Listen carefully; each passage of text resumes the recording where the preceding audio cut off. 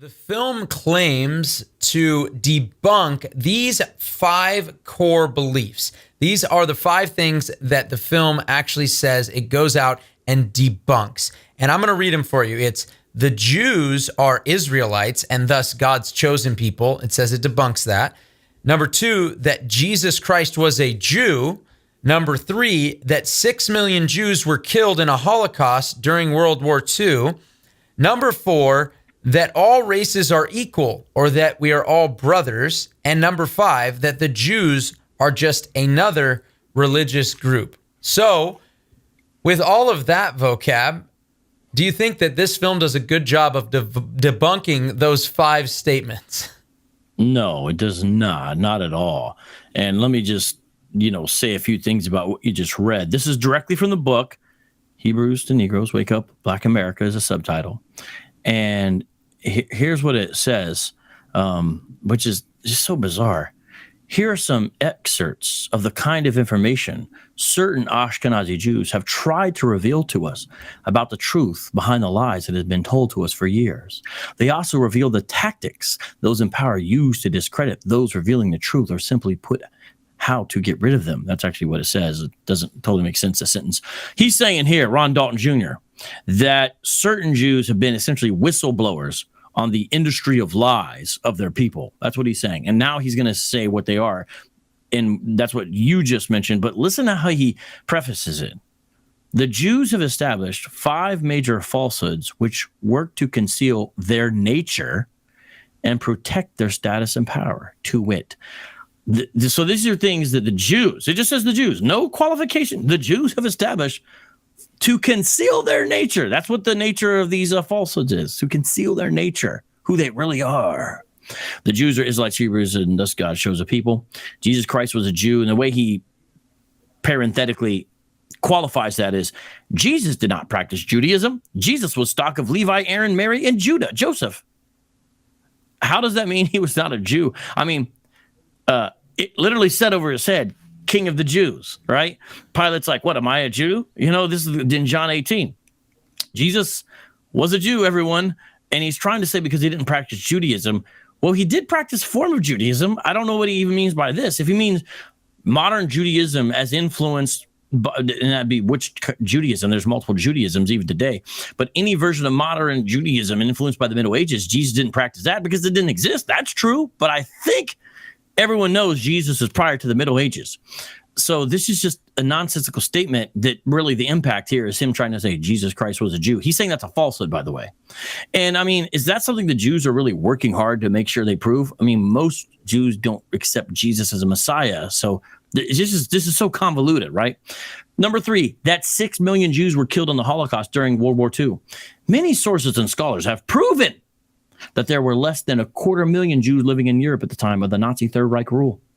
This number was fabricated and was believed to be true by the Jewish-controlled media in America. That's what this says. He doesn't name the source. He doesn't give us a scholar that has proven this. He just says many. There's not even a footnote upon this, And I mean, I hope people know that some of the ways we know this, yes, photographs and stuff like that, size of camps, eyewitness, but my goodness, the Nazis kept really tight records.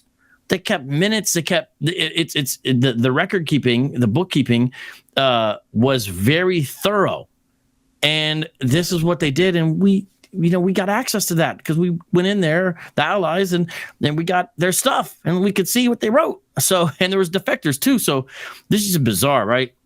Number 4, that all people are equal. What he's saying is here is that in Judaism, the Goyim, the Gentiles, are just like cattle. That's what he's saying. All people are not equal in the religion of Judaism. We are considered Goyim or Goy, just like cattle. It's true you can find extreme versions of modern Judaism, usually in a very small minority. You can do that. But to say that that's Judaism, again, there's Orthodox, there's Reformed, there's Conservative, there's Hasidic, there's Karaite. I mean, there's just this whole list. And so it's like, what do you mean? What is this? So it's just imprecise and really slanderous, frankly. that the Jews are just another religious group. This is the fifth falsehood. The Jews today are Europeans whose ancestors converted from pagan religions to the Judaism religion. So it's just this idea of this identity theft that they've done. And so this is what he's pushing, and this is what it's about.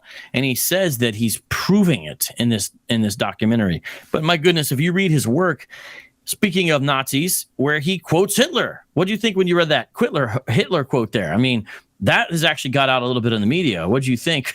Because you've read it, right? I have. I have it here so I can read it for you guys. And obviously the the Jew-hating quotations that he uses, including Henry Ford and so forth as well. But nonetheless, this is the quote that he uses and attributes to Hitler. And it is, "America has God's jewelry. The Americans have the jewels of God. The Americans have stolen God's precious jewels. What do you mean, his precious jewels?" The soldier asked. Hitler said, "America has stolen the Jews, the jewels of God, his jewelry, the Negroes. They are the true Hebrews. What a foolish move and a direct challenge to God. And they plan on moving these false white Jews into a state of Israel, because the white Jews know that the Negroes are the real children of Israel. And to keep America's secret, the Jews will blackmail America. They will extort America. Their plan for world domination won't work if the Negroes know who they are." And Vocab, I have to ask you, where did he get this quote from Hitler? I have just never seen this before. Yeah, no one knows. I'll tell you where he got it from the sordid world of Hebrew Israelite memes on the internet, because that's the only place it's ever been seen in print. Meaning this quote that supposedly originates from Hitler about the true Hebrew, supposedly, think about how bizarre that is anyway. Let's quote Hitler now in the true Hebrews. Is not ever seen by anyone's eyes where he actually said this. It's not been heard by anyone's ears. And even in the movie, the source under it, if you want to call it a source, literally says this: believed to be said by Adolf Hitler. So that's not the end of it, but let me stop there. Believed to be said by who?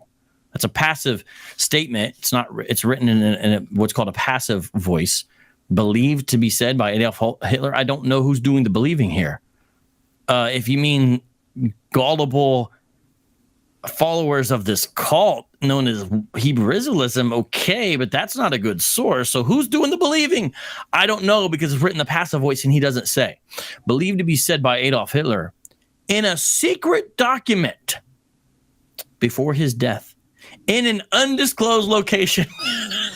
Can you get any more worse of a source than that? You should have just not put the source on there, right? Well, first of all, how do you say something in a secret document? Wouldn't that be he wrote it? Wouldn't this be a secret conversation? Because notice the soldier is asking him questions before his death. Towards the end of his death, Hitler's not really hanging out with soldiers. You know, down there in his bunker, he's hanging out with his girl and some of the top guys. What? And if it's before his death, undisclosed location, they don't even know where he said it. This is insane that somebody would even put this in a book and say, this is a scholarly work. Take this seriously. I mean, quoting Hitler, it's like, consider the source. And, you know, Hitler also did kill what are called Afro-Germans. It's black Germans. You know, he went after them as well, not to the same degree. If he killed 12 million responsible, 6 million were Jews, even though people like to try to play with that number, like Ron Dalton. He went after them as well. But according to this, Hitler says, what a foolish move and a direct challenge to God. Because, you know, Hitler, who killed Dietrich Bonhoeffer, he's really worried about challenging God. What is this? And they plan on moving these false white Jews into a state of Israel. So, I mean, is this really what... Sometimes these guys portray Hitler as a hero, like he was trying to prevent that, you know? So this is bizarre. And then it gets into world domination. Look, Hitler is actually saying this. This is what this guy's putting in here. They will extort America. Their plan for world domination won't work if the Negroes know who they are. Well, why? And if that's true, Hitler, then if you're worried about world domination, this this Hitler, who's got a secret document in an undisclosed location, why didn't Hitler make his whole life's goal then to wake up Afro-Germans to who they really were or something? Because he calls them the stolen gods, precious jewels. And this soldier, unnamed, which you would imagine if this happened, the soldier would have to been the source, right? Hitler's dead. I guess somehow the soldier got out and then he related to, I don't know who, I don't know when. What do you mean it's precious jewels? The soldier asked. It's clear the soldier is a contrived person just to simply ask the question. And that's the only quote. The soldier has one question in this false quote. What do you mean his precious jewels? And then this Hitler character goes on. Now, I've seen a source for this one time. This book right here. This is the one time I've seen a source for this. It was in a meme, and it actually had the temerity to include the source. Okay, the book is The Nazis by Robert Edwin Herstein, Time Life Books. Okay, and what year was this? Hold on. I'm looking at the TOC table of contents. What am I blind right now? I can't see the year right now. Oh, there it is, 1980. So I saw this given one time. So I went out of my way and I had to hunt this dumb thing down on eBay or something. It was not cheap. I knew it most likely wasn't going to be in there, but I said, let's just see timeline. Because one time I did see a source. It was this book. There's no other reason for me to have this book. Well, I went through every single page, and the page number was given too. It was this page right here. This page number, this is the page. It doesn't say anything about that. In fact, it's just filled with anti-Jewish tropes, comparing them to others, you know, and this is where you've got however you say Goebbels. I always forgot how to say his name, but they're watching a new German movie that's coming out. So some, you know, propaganda, and because during Hitler's reign, they put out a bunch of anti-Semitic movies. This is part of what they did, and this right here. It's from part of the film. That's what that's from. That's part of the film. And it supposedly shows, and I'm going to read from the Time Life book here. In one segment of a Nazi instructional film, right, the genetic heritage of the Jew is purportedly traced to Oriental, Negro, Near Asian, and Hamitic peoples. Hence, the film concludes, the Jew is a bastard. Below the villainous title character of Jude Sus, a violently anti-Semitic melodrama, spins schemes with his crony, Rabbi Lowell. So there's the Jewish villain in the movie, and then there's them reviewing one of these movies, and that's basically, you know, what we would consider a screenshot that's saying the genetic heritage of the Jewish person is all these people who the Nazis would also see as inferior.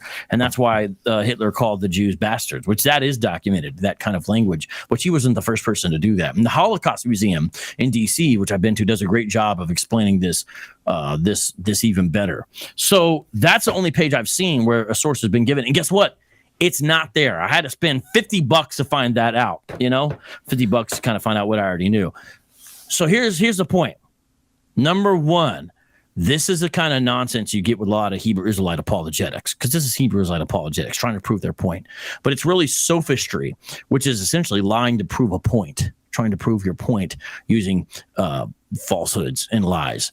That's what this is. This one is easier to track down than others, but no one should be promoting this garbage. It's a shame that it's skyrocketed since this whole thing. Because the Holocaust denial, these are like very, not just sensitive issues, but really life or death issues. And then to think that this is a book you could recommend when it does stuff like this, I mean, that's just one. We've given a number of examples. That's just one example. Not as bad, but it also has got this quote from the Egyptian president, supposedly, who supposedly said, and I have a whole video debunking this, the Jews left here black but returned white. And I always thought it was funny when Hebrews shared this. I'd go after him and say, what's the source? What's the source? What's the source? Never could give it to me. They gave us a magazine. They said it was in. We bought the magazine. It wasn't in the magazine. Then they said it was in a TV recording from a show. And I said, well, how do you know? Did you speak Arabic? How did you hear this? Well, someone else did. Well, where is it online? They've scrubbed it from the internet. These are the real conversations we have with these guys. So can't find that quote either. And also I was like, let's just say the quote's true. The Egyptian president at the time said, I can't respect the Jews or, view them as authentic because they left black, as in they left Egypt black and returned white. How old was this president? Was he alive during the time of Moses? How would he know? It's just so silly. They don't even stop to think about their own quotes like, huh. And a lot of this stuff is like that. And for example, I think in this same documentary, this is less egregious, but let me just share one more and then maybe ask the next question. I don't want to cram too much in one answer. There's a place where I think it says that this certain West African tribe circumcises children on the 8th day, supposedly. And that's evidence that they were Jews who kept some of the customs or something like that. But when you actually read the source cited, it'll say that they would do what it was like a circumcision ceremony between the 4th and the 8th day. So from the 4th to the 8th day, with Hebrew Israelite apologetics, becomes on the 8th day. And it's just this is a nonstop refrain where let me just be honest, you basically can't trust anything that's ever said in any Hebrew Israelite book, video, lecture, or talk. You literally have to check out every single thing. If they say in the book the sky was blue on November 3rd, you should probably check the weather report that day. Straight up.